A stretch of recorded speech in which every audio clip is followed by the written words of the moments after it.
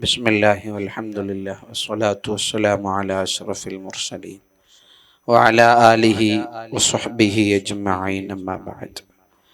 റബ്ബി ഇശ്റഹ് ലി സദ്രി വയസ്സിർ ലി അംരി വഹ്ലുൽ ഉഖ്ദതം മിൻ ലിസാനി യഫ്ഖഹു ഖൗലി. നബി സല്ലല്ലാഹു അലൈഹി വസല്ലം തങ്ങളുടെ ഒരു നാമമാണ് അൽ ഖബീർ എന്നുള്ളത്. അൽ ഖബീർ എന്ന് പറഞ്ഞാൽ വിവരമുള്ളയാള്, എക്സ്പേർട്ട്, അവഗാഹമുള്ളയാൾ. എല്ലാ വിഷയത്തിലും അവഗാഹമുള്ളയാളാണ് മുത്തു റസൂലുള്ളാഹി സ്വല്ലല്ലാഹു അലൈഹി വസല്ലം. നബി തങ്ങളെക്കാൾ വിവരമുള്ള ആരാണ് ഈ ലോകത്തുള്ളത്? അള്ളാഹുവിൻ്റെ സൃഷ്ടികളിൽ മുത്തുനബിയേക്കാൾ അറിവുള്ള, വിവരമുള്ള, പരിജ്ഞാനമുള്ള ഒരാളെയും കാണാൻ സാധിക്കില്ല.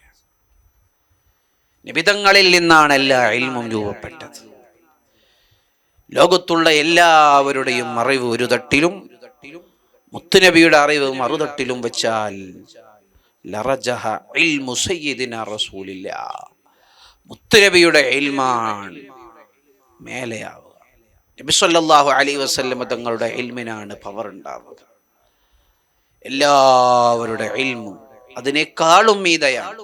ആദം നബി അലൈഹിസ്സലാം മുതൽ അന്ത്യനാൾ വരെയുള്ള ആരൊക്കെയുണ്ടോ അവരുടെയൊക്കെ അറിവ്, എല്ലാവരുടെയും കോടാനുകോടി ജനങ്ങളുടെ അറിവ് ഒരു ഭാഗത്ത്, മുത്തുനബിയുടെ അറിവ് ഇൽമ് മറുഭാഗത്ത് വെച്ചാൽ റസൂലുള്ളാഹിന്റെ അറിവിനാണ് മഹത്വം ഉണ്ടാവുക.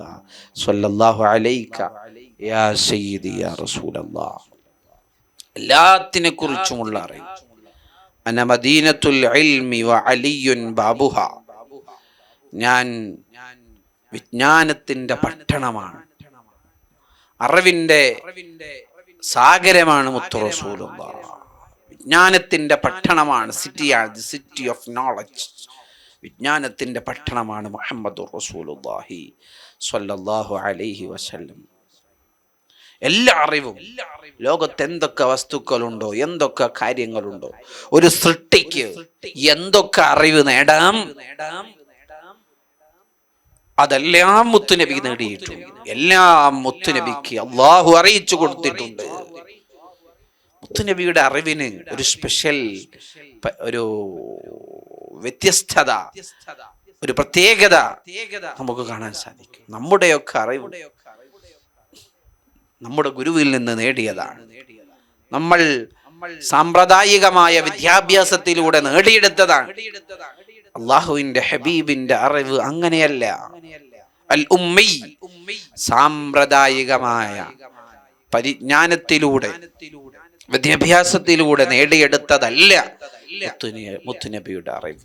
അത് അള്ളാഹു നേരിട്ട് മുത്തുനബിക്ക് നൽകിയതാണ്, വഹബിയായി, ലദുന്നിയായി നൽകിയതാണ്. നബി സല്ലല്ലാഹു അലൈഹി വസല്ലം തങ്ങളെ കുറിച്ച് നമ്മൾ അവിടുത്തെ ജീവചരിത്രം വായിക്കാറുണ്ട്. മഹാന്മാരുടെ ഇമാമുന ശാഫിഈ റളിയല്ലാഹു അൻഹുവിന്റെ ചരിത്രം നമ്മൾ വായിക്കുമ്പോൾ അവരുടെ ജനനം, അവരുടെ മരണം, കുടുംബം, അവരുടെ മക്കളൊക്കെ പറയും. അതിൻ്റെ കൂട്ടത്തിൽ ശുയൂഖുഹു അല്ലെങ്കിൽ അസാതിദതുഹു, അവിടുത്തെ ഉസ്താദുമാർ, അവിടുത്തെ ശൈഖുമാർ എന്ന് പറഞ്ഞിട്ട് നമുക്ക് കാണാം. നവവിമാനെ കുറിച്ച് നമ്മൾ വായിക്കുമ്പോൾ അങ്ങനെ കാണാം. അതുപോലെ അബൂ ഹനീഫ ഇമാമിനെ കുറിച്ച്, ഇമാമിയങ്ങളെ കുറിച്ചൊക്കെ പറയുമ്പോൾ അങ്ങനെ നമ്മൾ കാണാറുണ്ട്. എന്നാൽ മുത്തുനബി സല്ലല്ലാഹു അലൈഹി വസല്ലം തങ്ങളുടെ സീറ രേഖപ്പെടുത്തപ്പെട്ട എത്ര എത്ര കിതാബുകളുണ്ട്. അതിലേതെങ്കിലും ശുയൂഖുൻ നബിയ്യി സല്ലല്ലാഹു അലൈഹി വസല്ലം അല്ലെങ്കിൽ അസാതിദത്തുൻ നബിയ്യി സല്ലല്ലാഹു അലൈഹി വസല്ലം, മുത്തുനബിയുടെ ഉസ്താദുമാർ അല്ലെങ്കിൽ ഷെയ്ഖുമാർ എന്ന് നമുക്ക് കാണാൻ കഴിയില്ല. മുത്തുനബിക്ക് ഷെയ്ഖില്ല, ഉസ്താദില്ല. അല്ലാഹു നേരിട്ട് കൊടുത്ത ഇൽമുകളാണ്. അന മദീനത്തുൽ ഇൽം. അങ്ങനെയാണ് ഇൽമിന്റെ പട്ടണമായി, എല്ലാ അറിവുകളുടെയും മീതയായി ഹബീബായ മുത്തുനബി സല്ലല്ലാഹു അലൈഹി വസല്ലം തങ്ങൾ എത്തിയിട്ടുള്ളത്. മനസ്സിലായല്ലോ? നമ്മൾ എന്തെങ്കിലും നമുക്കറിയാത്ത കാര്യം നമ്മളോട് ചോദിച്ചാൽ, അല്ലെങ്കിൽ അറിയുന്ന കാര്യമാണെങ്കിലും കൃത്യമായി നമുക്ക് ബോധ്യമില്ലെങ്കിൽ അവിടെ അല്ലാഹു വ റസൂലുഹു അഅലം എന്ന് പറയലുണ്ട്. നമ്മൾ അല്ലാഹുവും റസൂലുള്ളാഹിയുമാണ് ഏറ്റവും അറിവുള്ളയാൾ. അതൊക്കെ മുത്തുനബിയുടെ അറിവിന്റെ ആഴത്തിലേക്കുള്ള സൂചനയാണ്. അല്ലാഹു ആ ഇൽമിൽ നിന്ന് മുത്തുനബിയുടെ ബറക്കത്ത് കൊണ്ട്, ആ നുബുവത്തിൻ്റെ ഇൽമിൻ്റെ ബറക്കത്ത് കൊണ്ട് അള്ളാഹു നമുക്കും നാഫിയായ ഇൽമ് വർദ്ധിപ്പിച്ചു നൽകുമാറാവട്ടെ. വആഖിറു ദഅവാന അനിൽ ഹംദുലില്ലാഹി റബ്ബിൽ ആലമീൻ. അസ്സലാമു അലൈക്കും വറഹ്മത്തുള്ളാഹി.